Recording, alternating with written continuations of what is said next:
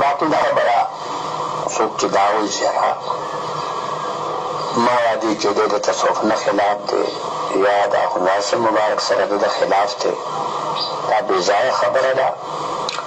په خپل افغانستان ته هم تللی ما په دې ځای کې ما کافي وخت تېر کړی دی، ډېر علما به هلته راتلل، تقریرونه مې هلته کړي دي، هغې سره مې باقاعده تعلق دی.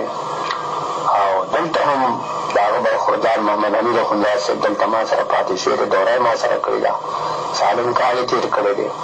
اوس هم کله زه پېښ شم موقع راته وي نو هلته کې ورځو، باقي نیکان خلق چې کوم دي هغوی سره هم محبت وي، صحیح پیران وي په صحیح طریقه باندې، نو هغوی سره محبت ساتل دا یو بهترینه طریقه ده. نیکانو سره محبت ساتل، مینه ساتل.